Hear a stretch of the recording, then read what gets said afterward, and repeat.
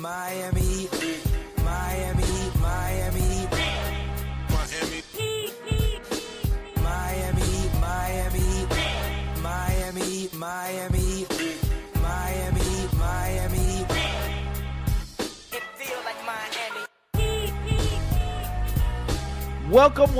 Welcome to Miami Heat Beast postgame show. I'm your host, Giancarlo Navas, and with me today, which probably game of the season for the Heat. I mean, win or lose, what a fantastic basketball game. A lot of actual basketball to get to.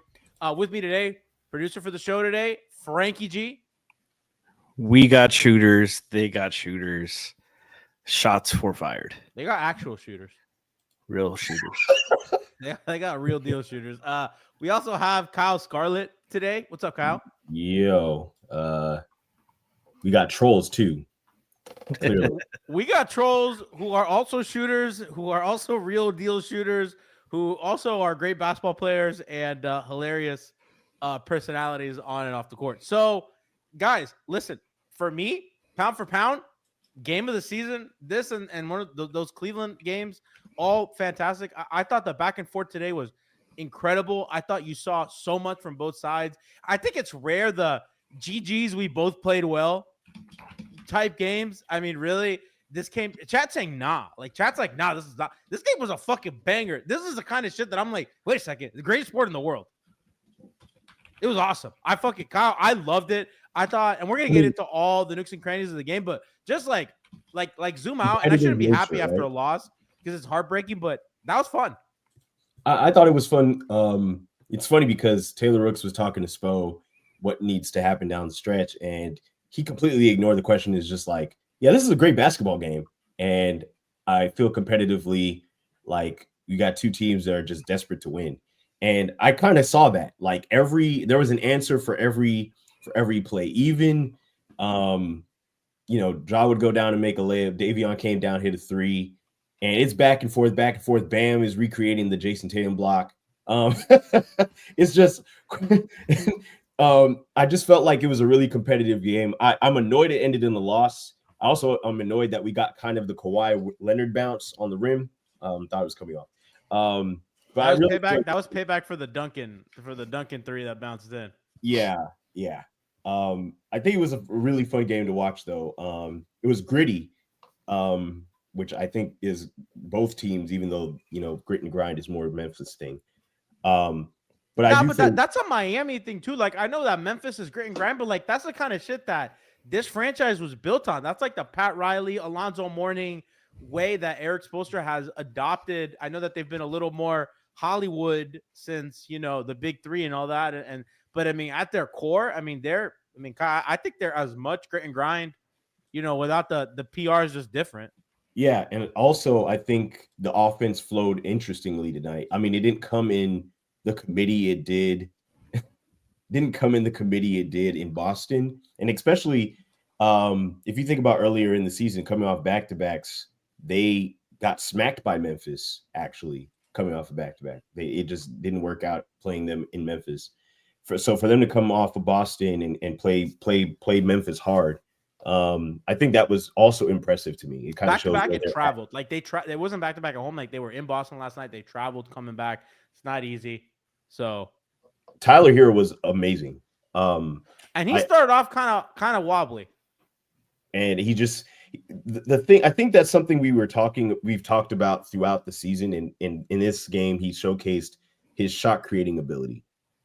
He moved without the ball quite a bit. I think you kind of alluded to some of his screening was a little more frequent during this game. And just being able to shift, dribbling the air out of the ball and instead moving without the ball and maybe creating some shift of the defense. So he got a lot of his shots and in good rhythm. He had some going in now, but that's just basketball, make him mislead. Yeah, there was one play where he screens. Davon Mitchell's a ball handler, and he's the second screen in a Spain pick and roll or a stack set, and he pops out at the top of the key, does a pump fake, gets Edie, I believe it was him who closed out off of him, sidesteps and hits a three. Frankie, do you have that? I got the end of it. No, yeah. That action and that tied the game, I think, right? I don't remember this exact situation, but I believe so. Yeah. Pump fake. So When he's taking those and he's like in his own speed, you can tell he's in a rhythm right there. Like anytime you see him pump fake and sidestep for the three, like he is completely under control. That third quarter had plenty of moments like that. I agree, man. And I think that him, like, again, him screening, getting that in rhythm, in motion, popping, doing the fake, like you said, I think total control is the best way to put it. And he had a lot of that. And I thought they moved, I think tonight and against Boston, they've moved the ball exceptionally well. I think that bless the return of the Bam Duncan Robinson pick and roll. There was a great action where Duncan screens, second guy jumps. That's an easy pass to Bam. Bam on the short roll gets Kyle Anderson on the baseline cut. That's an easy layup. Do you have that? Oh, look at beautiful. Look at that. My producer's producing. That's beautiful. Run that back, right? Because that's like We didn't even talk about this before. that is peak Miami Heat, Duncan Robinson, Bam Adebayo basketball. That's either Haywood Highsmith coming in for that cut. That's been PJ Tucker coming in for that cut. That's been Caleb Martin. That's been Jimmy Butler. That's their bread and butter. But the thing about that makes this work is look at the bottom down right here. Slow-mo is setting a pin for Highsmith to occupy the help. Yeah. Because normally they have somebody in the dunker spot and they're the defense is just locked in on the ball handler, and they can make this rotation a lot easier. Kennard will step up, force the pass, and Jackson can help and play 2-on-1 right here, take away the inside pass. Keep it there for a second while you keep going, because I want to get to something after you. Yeah. And then once his pass is made, Jackson has to help because the threat of the three is right there with Highsmith, and Bam just has a 3-on-2 right here with Pippen and Kennard inside. He has Davion out here. He can take that shot that he hit a lot tonight. Great pass inside. Slow-mo, another great finish by him. Yeah, let's go back to like that actual screen. And again, I think that this is like, oh, you're running it? Yeah, I'll do it. Let me rewind to Gotcha. like look at the guy, the defenders behind. That's a great screen by Bam. Number one. And I think that we always say guy's a good screener. That's what we mean by guy's a good screener. So now the drop man has to step up to contest, and that's easy slip. The other thing that I like about this play, and we've seen a lot of this lately, if you look on the weak side of the ball, there's nobody in that weak side corner, which means Davion is at the wing, and we kind of see where that help goes. So that guy has to tag the roller. There's nobody on that weak side corner to come in to help on this, to help on that baseline cut by Slow-mo. Right. And again, Franky talked very beautifully about occupying the other corner. That's a creativity in the offense that it's missed. And I think they've struggled in the half court. And I think you saw that at the end of the game. Like when Miami wasn't getting stopped, I was like, oh boy, this is going to be rough. And, Bam was hitting the mid-range today, and I think they got some of those, either Tyler Hero, Bam, Davon Mitchell, Bam, little pick and pops, and they were getting kind of that little 15, 17-foot jump shot. But if that wasn't going, I didn't really like their offense very much. But there was stuff like that you're just like, okay, there's some creativity, there's some life in there, and they've been playing with that, I think, this whole winning streak. I think we all think the same thing.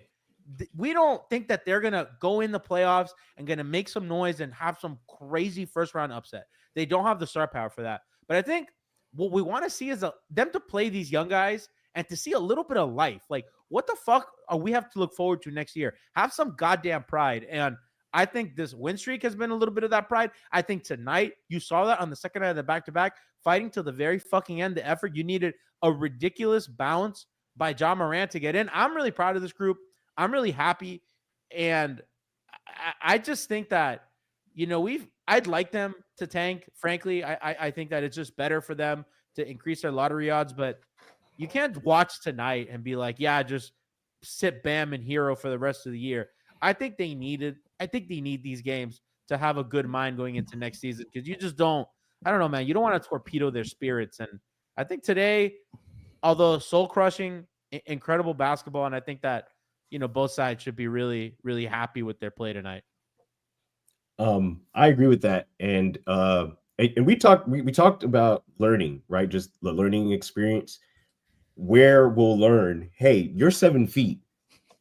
All you got to do is put your hands. All you gotta do is put your hands up. I think that's That says the worst person you know makes a good point. I think one of the things that I've talked about before is I think sometimes he forgets how much size he has. And so that last play, he was kind of out of position defensively to kind of contest the shot.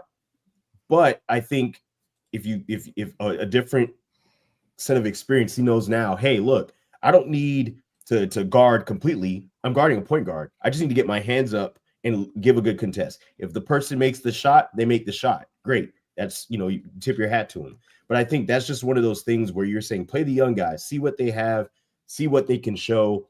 And then in film, of course, they're going to watch film. They're going to watch it back and say, hey, look, you could have stepped up a little bit. You kind of looked lost on that last play. Remember your size. Remember what we have you out there for as far as your tools and the ability that you currently utilize. That's the difference between winning and losing, is these learning lessons. So I think Pella was pretty good. They talked about it tonight on the broadcast that the foul trouble is what's made his minutes inconsistent. He had 2 quick fouls early on, and that kind of tapered off his minutes early. But I think that's just kind of what you want. And I think he was still impactful defensively. He didn't have the 16 points that he had in Boston, but you play with effort, you play with energy. That's what Spo wants, which is why many guys, the guys he played tonight were the same guys he played in Boston.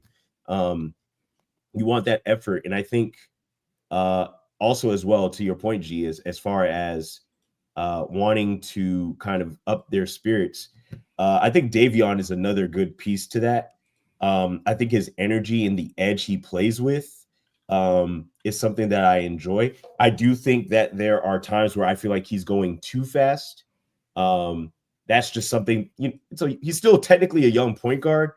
There's moments where there's so much to love about that effort, because you want that guy on your team. But sometimes I feel like maybe sometimes he could slow it down a little bit. I think that's why Kyle Anderson had the ball in his hands a few times down in some late possessions. But I enjoyed watching this game tonight. I felt like they played relatively well on both sides of the ball. I think they kind of ran out of like offensive creativity towards the end of the game and kind of got one-dimensional.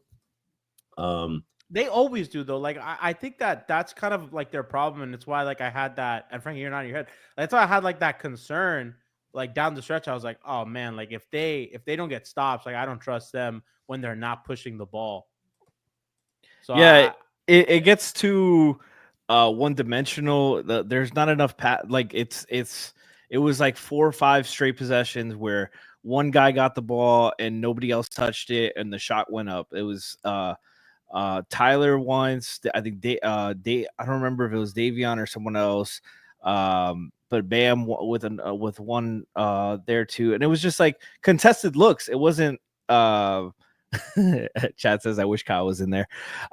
It was just contested looks, like shots like that the defense is gonna live with, and nothing like that made them rotate. Nothing that made them work or anything like that. Like just rush to get a bad shot, and it like Spo likes those like isolation plays late in the game in the fourth quarter. Often that's why the pace slows down.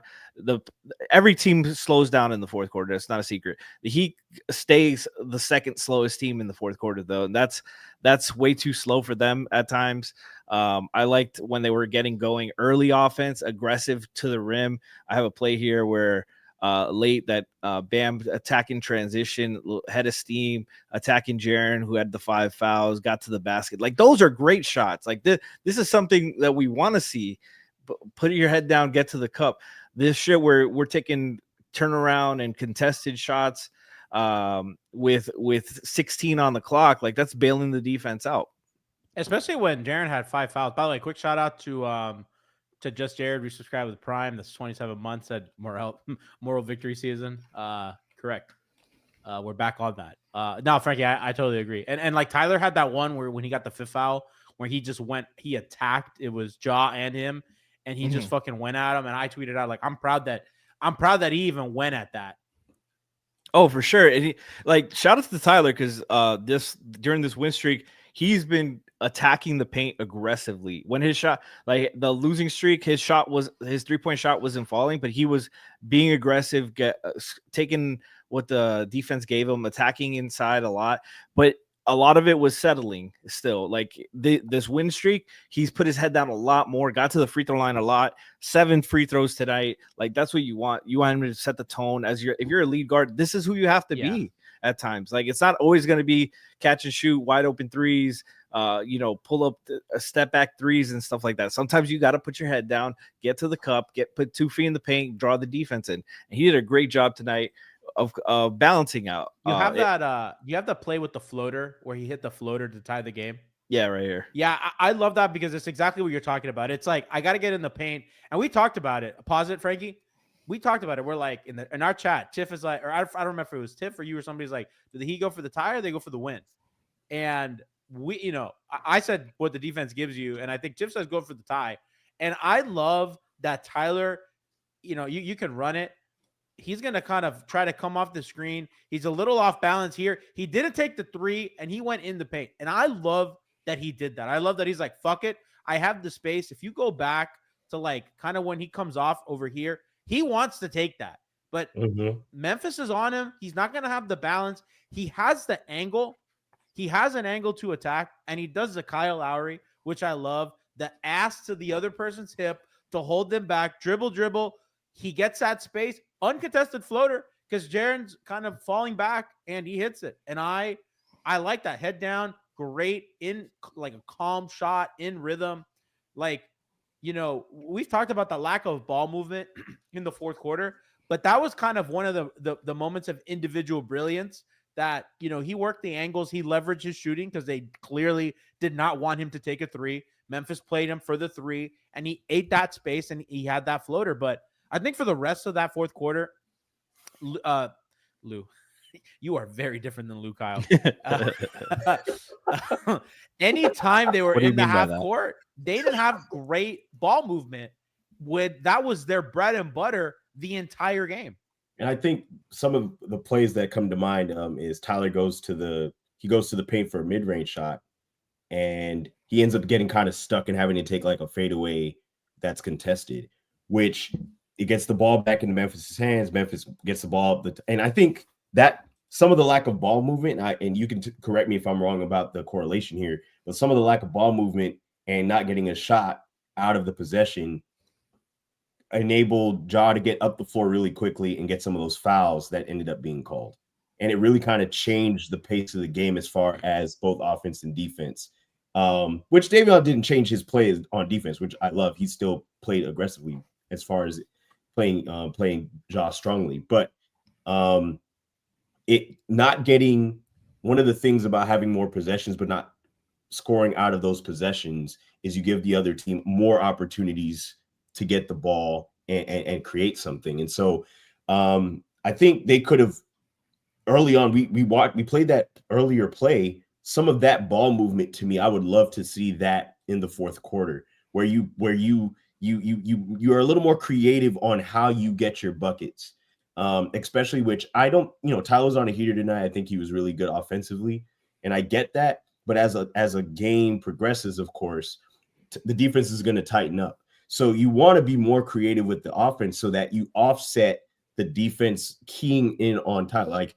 I think Wells played, he trailed him everywhere, and so did he's good. Pippen Jr. They really played Tyler strongly, even off the screens. They didn't switch, which is something I think I said in the chat. Was like, I want them to not switch late in the fourth. Like I want Davion to stay on Ja. I want stay in your man. I don't think this was a great switch matchup. I think that, and they blitzed Ja at the end. I didn't like that either, but I understand when Ja had Tyler 1-on-1. Okay. No, you have the bam block if you want to run that. This is a kind of defensive play you need on the back end. That he's 1-on-1 there. And that was right after the possession where they blitz and they got, I think, I don't remember if it was Scottie Pippen Jr. or somebody got an open 3 in on the other corner, but same exact play. You can run it, Frankie. It's easy. Boom, dribble, spin. And you need Bam to come and erase that.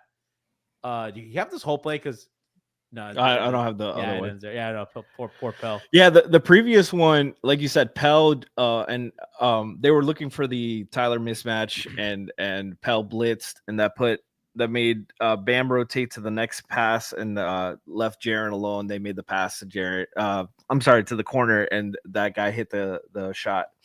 I think it was Pippen. But this one, they stay on an island.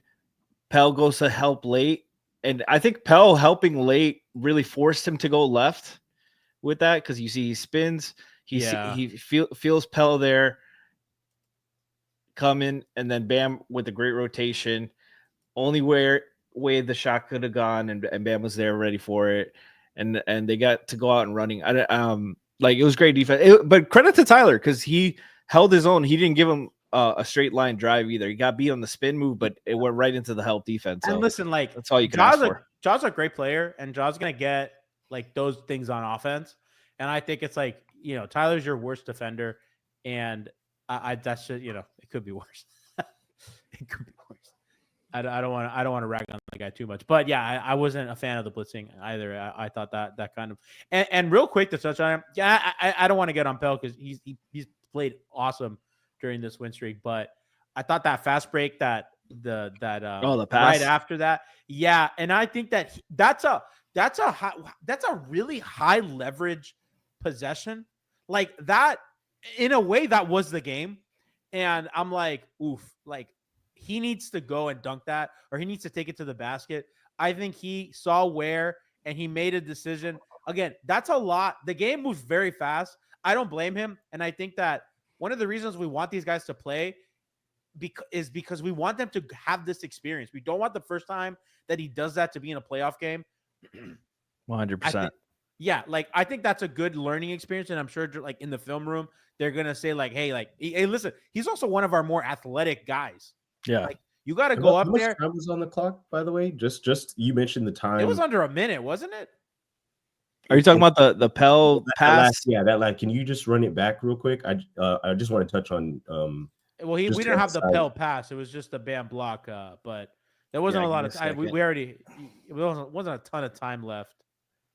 I don't. 33 seconds left. Yeah. Okay, so G, to your point, like you said, like the game is moving fast. It's even faster when the time is so low, right? And so it's a rookie thing. That it goes back to the thing where you're like, maybe you want him to either go to the basket, get fouled. Maybe that's a 3-point play, and maybe where that's your three right there. Or instead of lobbing to where clearly he's out of position for that pass, you bring it back out because you don't have the angle to get what you want.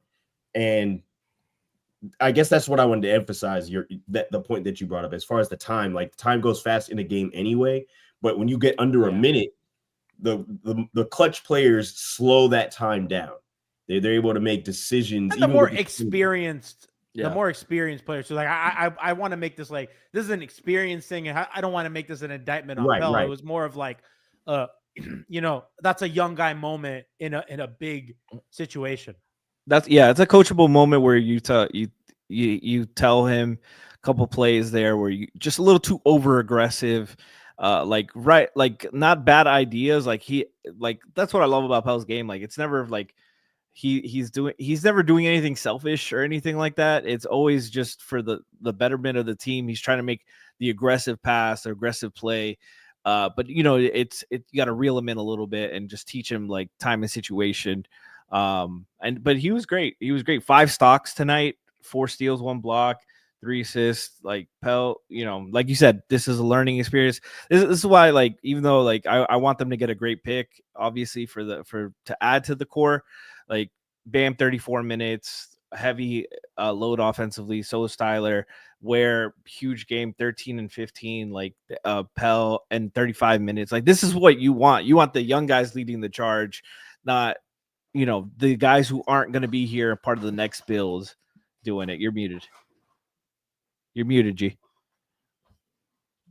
And it's not to pile on this guy, but like not Terry Rozier playing like a bunch of fourth quarter minutes. Like it's like Franky said, like you want these young guys to get these reps. You want Tyler and somebody in chat earlier said it's like I think the most important thing to take away from all this is Bam and Tyler look good together, And that's also important. Like, these guys need to look good together. Those are your two best fucking players. Those are your two highest paid players. They got to look good together.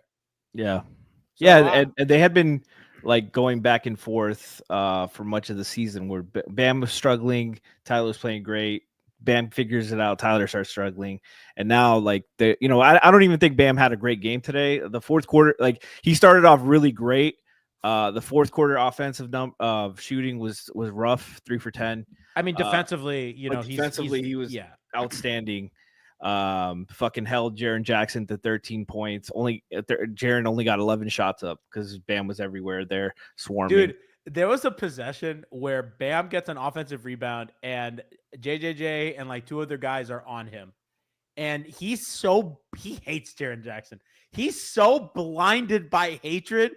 Duncan is wide open in the corner behind him. He's triple teamed. He does not even look at him. He puts that shit up. And I'm fucking dying on my sofa. Like, I am a hater. I have hated the way that Bam hates. And I know what it's like to be like, I see nothing but rage. That was the possession that he shot like 3 times. Yeah, dude, it was so. And Duncan's in one corner. Davion's at the top of the key, wide open. Yeah. And it was just, I got to be honest with you. I think you don't always got to make the right basketball play. A little hate in your heart will make you a better player. I'm telling you. And I mean, we got it early in the game with the block, and then he came down and he hits the layup. I just want Bam to just yell, "Fuck you." I need Bam to be like just run down the floor and be like, "Man, fuck you," and point at him. This is the beginning of the game. The start bumping him. He bumped off him like in rhythm and stuff. Like usually he's going for that free throw to the foul, and then he comes right back on the other end, stuffed his shit.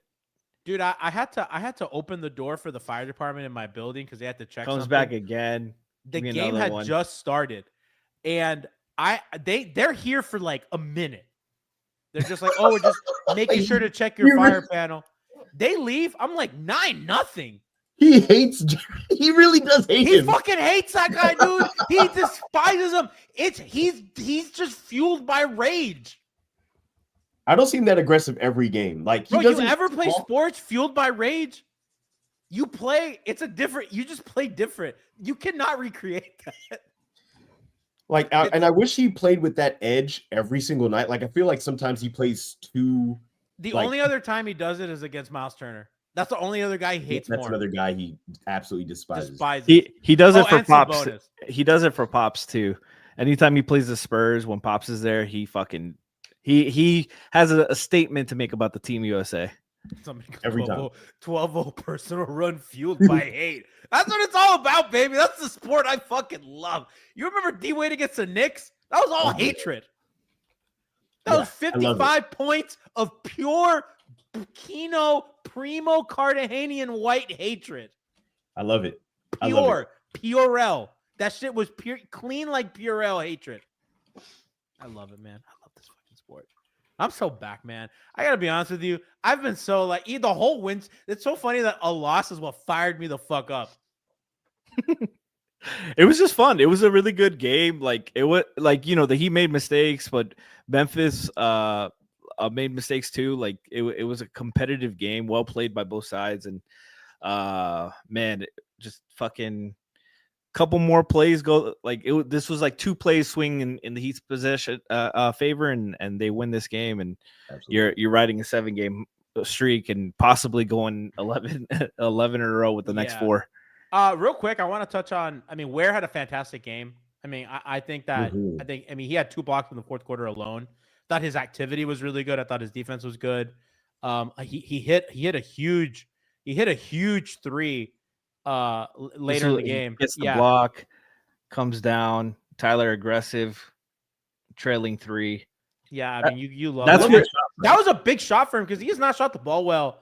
Yeah, he struggled in a while, and he took that. But again, that speaks to like transition. They got their offense. I mean, Hero had played so well that he got the help, and I think that they need this extra boost in their offense to kind of get around. But I mean, he was big time tonight. And again, I saw Siobhan tweet about this as we're trying to get out of here, but kind of want to touch on everything. I mean, Davon Mitchell is a fucking big time player, man. And she's like, They need to keep him. They shouldn't need convincing. They just need to keep him. And I agree. I don't know what his role is for the team, if he's a full-time starter or whatever, but that guy is what this team needs. He fits hand and glove fit. He is really the gem of the trade. I love him. He needs to find his way here. He shot the ball incredibly well in Miami since he's got here, which allows him to kind of play this rotation, because if he wasn't shooting this well, he wouldn't have been able to. So just a quick shout out to him. I love, and I think he's shooting 47% from three, by the way, not to cut you off, Kyle. Over the last few games. Yeah. No, since he's been in the Heat. Since he's been here. Wow. Since he's been here in 24 games. That's crazy. That's beautiful. And if he can continue to do that, because I think the Heat do a good job of getting guys to be able to expand their games a little bit, and maybe they need to help Kyle with that. Because he was they let him be wide open on that, but it's not about Kyle at the moment. But I think it's what. Oh man, it's so to me he's the perfect. To me he's Miami Heat basketball point guard. Like he's Spo's. If you had to pick a point guard that Spo loves, I think that's Davion. They haven't had a guy that's this level of defender at that position since Winslow. It's just one of those things where he does what I want other guys on our team to do, which I think he had 3 offensive fouls called fighting over screens. Like he gets a lot of those. Yeah, man. Fight over screens and stay connected to his man. And that to me is the difference. A couple of plays here, a couple of plays there. And yeah, there's going to be some fouls called because he's a defensive minded point guard. That's one of those things. But I would rather our point guard be felt on defense than not be felt at all. Like that to me is so important to getting your team galvanized and energized. And that having the ability to have plus defenders at multiple spots, especially if Tyler's on the floor as the one defender who's not necessarily the best at defending, that's so impactful. So, absolutely. I really enjoy watching him play. Absolutely. Chat saying that we're doing Gabe Vincent erasure. I don't think Gabe Vincent was this athletic and this level of defender. I think Gabe was a different kind of defender, but just the way that he is just like it jumps off the page. Kind of just the activity, the athleticism, the strength, the speed. Yeah, Gabe was a different kind of defender who I love, and I think they could use both. But hopefully Davion can become some version of Gabe. All right, guys, we're running out of time, but we cannot leave you. It's important. It's the most important segment of the show. We have imaging and everything. It's time. It's time to tank. Love the tankathon here. Listen, the 3 amigos here. We're ready to count down. Oh, we're 11th. Let's go. Huh? We're starting at 11th, so we've moved down. We've moved up in the world. All right, I'll do the first one. I love doing the first one. Okay, are we ready? 3, 2, 1. Tank. Okay, we've moved down to 12. God damn it, G. We've won the lottery before when I've spun. We've won it. I've never seen you. All right, Kyle, you're next. You ready? 3, 2, 1. Let's go. Okay, 11. We're averaging. We're here. Chat says this segment has tanked. There's a hit in the balls right here. Ooh. Oh wow. Chat says this segment has tanked. They're wrong because you're gonna get this for the rest of the season. Because I made imaging for it, so we're gonna make sure that we run this shit every fucking game. Franky. 3, 2, 1. You gotta be excited. Gotta be excited. 11. They stole my joy. They stole. You gotta have a little more joy. You gotta have a little more joy. That was a tankathon, folks. My favorite segment. Okay, so we have to close the show with, obviously, if you've been online or if you watched the end of that game, John Morant had some interesting comments to make following his buzzer beater here in Miami. On that final possession, a pigeon guard me, go get a bucket, win the game. A pigeon guarding Is him. that referring to Tyler or Kalel? That was Kalel on the last play, because on the mismatch. That's what he means. Why is he a pigeon? What do you mean by that? I'm not going to listen to anybody who's not. Yeah. Let's go to the last play. We didn't even really talk about it. Yeah. They got the switch they wanted. That's not Jason Tatum. Ware on an island. A little push off. And that's not bad defense. That's great defense. That's a That's good tough defense. ass shot. You don't want to foul in that situation. Davion does a great job with stunt, and that's a push off. It is a push off. That's not why we lost the game. everybody is guarding their guy. That pass to the corner is unavailable when Josh steps back. Like that's good defense. Punt. So, Bro, that for looks chat- like a fucking Street Fighter for parry. chat, on the 2-minute Dude, report, that shit's like a. on the 2-minute report, we're gonna find out that it's a push off and it should have been called. Franky, Greg is Leif in chat is asking why switch. Can you run that back? Yeah. Is it Tyler on the ball? No, It was there's Davion. no. It was Tyler's off Davion. the floor. That's Yeah, it exactly was what I Davion. Wow. talking about. Yeah, I actually totally don't disagree with that. Although I gotta be honest, I have liked Ware and switches. I think he's done a really good job, and I think that Davion's a really, really strong help defender. I don't mind this. And I don't think Leif is wrong that they should just. But I think when you don't switch, you give a little bit of a crease and an advantage if you don't feel like you have it. If we could run that, I mean, Davion's on the ball here. That screen comes. I mean, yeah, that's a good screen. If you go over, you're given the angle. There's a lot of space on the floor. I don't hate it. I don't hate it. I think they gave up the switch a little too easily. Yes. Like you said, like look at the space on the screen between. Like Davion wasn't ready here. Look how much space there is when the actual screen is. You can go over and not give up an angle at all. Mm-hmm. Chad's saying they should have full court pressure a second trap. The thing with that is it's a tie game. You get beat, you give up a layup, you lose the game like that. But I think Davon just gave up the switch a little too easily. Ware did a great job fighting there, like you said, staying there. Didn't give him an easy look inside. He hit a tough step back, got the push off. Shout out to Spo for offense defense. Finally. Shout out to Spo. He's like, no, we lost. Never again. I don't know. Great game. Fantastic finish. Heartbreaking, but fantastic. Quick programming note. This is my last show until the season finale against, I believe, the Wizards. So I'm on vacation. I will leave you in the very competent hands of Franky, Brian Goins, and Alphonse Sidney. So please enjoy us. We finish out the season and get ready for the play-in. We're going to have great post-game coverage, whether that extends into the first round of playoffs or not. I'm really excited. So thank you guys. I'll see you guys the last day of the season, but thank you for a wonderful season. And I'm excited to enjoy a little bit of time off before the playoffs. Damn. Chad to say, we back, boys. Take your time, G. Yeah, that's like, G, don't rush yourself back. Okay, I see how it is. I'm only going to be here for one more game until the playoffs. So. Yeah, you guys say that shit until Brian Goins is talking Excel sheets. You're going to remember this, goddammit.